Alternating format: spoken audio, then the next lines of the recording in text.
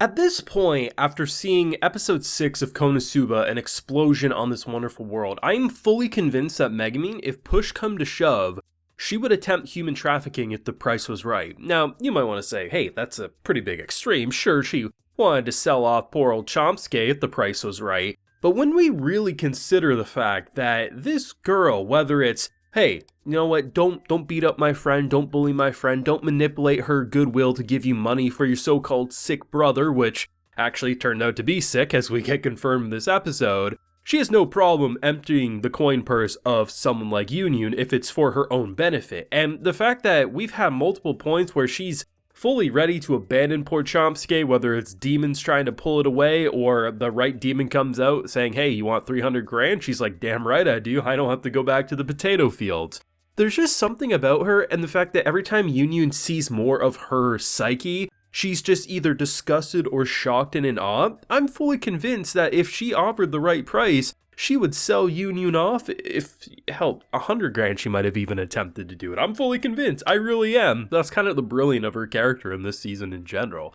Now, full live reaction to this hilarious episode is available on my Patreon if you do want to see my full uncut thoughts. Now, the pacing is not where I was expecting, and honestly, I'm here for it. I could see some people thinking the pacing's too fast, but I'm loving it personally. So last episode, I literally said I thought it felt like a season finale, like, oh, we graduate school, we're heading on. We could have ended there, and then you could just, assume there's obviously some more content we didn't see prior to the main show starting, but it's enough to understand where she started and why she became such a chuny. At the end of this episode, same thing. Okay, so we're actually going to focus on them trying to get jobs and the shenanigans that could pop up. By the end of the episode, she has her money, she does her teleport.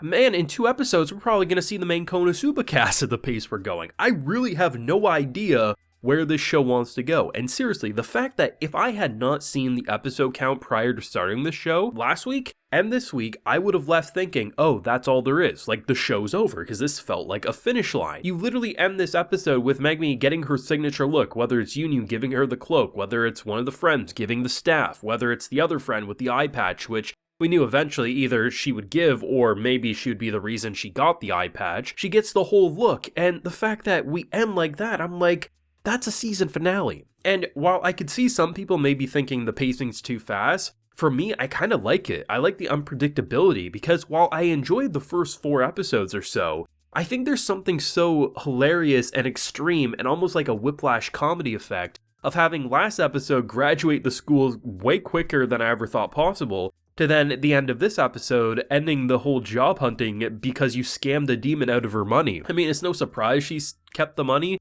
but honestly, I kind of feel bad for the demon, all things considered, because honestly, if it wasn't for Union, I probably would have connected with this demon the most, because here's the thing, right? This village is Chuny Nation to the biggest degree. It is neat central, and I love the fact that she's going over hey, I just have this way of connecting, and always these horrible, disgusting men are always around me. And I love how the first one she meets from the village is literally our Neat, who literally insulted Megumin to the highest degree in this episode. I mean, if you ever find yourself having someone that you despise on a personal level like she does towards him, and he says, hey, I understand you because you're a Neat like me, you could just feel her heart break in that moment. And the fact that he comes in and acts like he's a Persona character summoning his personas, he summons all the weeaboo adults, and they chase this poor woman down as Megumin just kind of carries the coin purse. She's like, yep, alright, I don't gotta go job hunting anymore, I can go buy teleportation.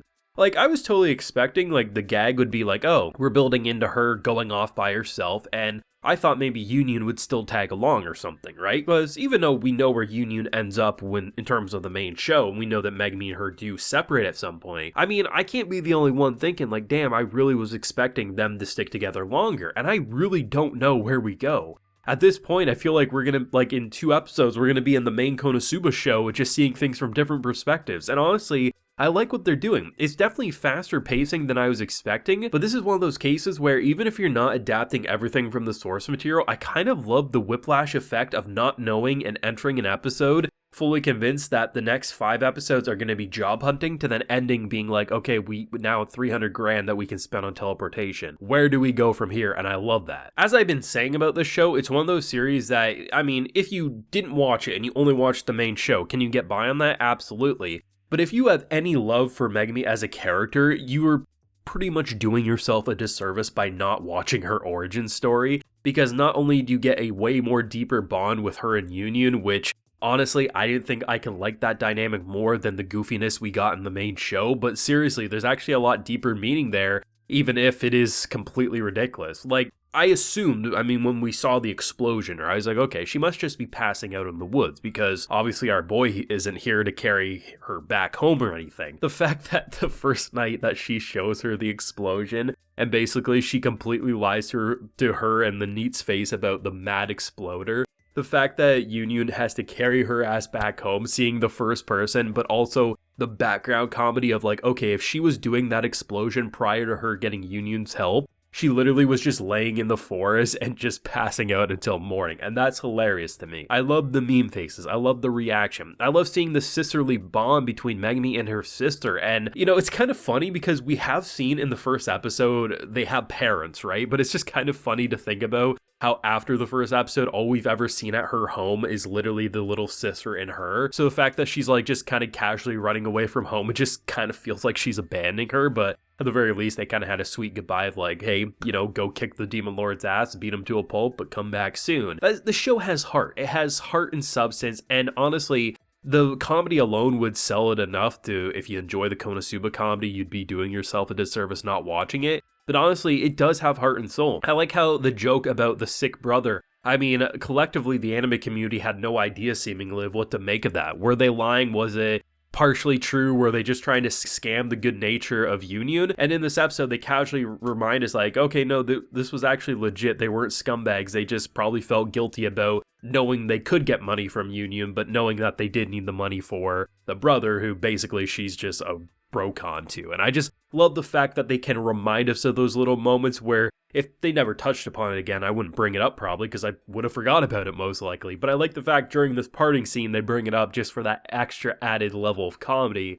And how can you not get a kick out of an explosion on this wonderful world? I'm fully convinced within 2 episodes, we're going to see Cosmo and Darkness and the gang. And even if we don't, like, this show has already cemented itself as a worthwhile anime. I could literally watch no more episodes of this spinoff and honestly say it made my enjoyment for some of the Konosuba cast higher while showing me sides of the Konosuba cast I never knew I needed. And honestly, I'm here for this one. Let me know what you thought though down below. What did you think of Megumin and just the way she ended up just completely on top after starting at rock bottom? Let me know down below. Drop a like if you enjoyed and subscribe if you're new around here. Be sure to ring that bell so you can get notified when I upload on the channel. And like I mentioned, we do have a full live reaction available on my Patreon if you're interested. And while you're there, you can also get a video shout out. So today we have Rimuru, Ayla, and azope. So I appreciate the support, everyone. Please take care and have a good one.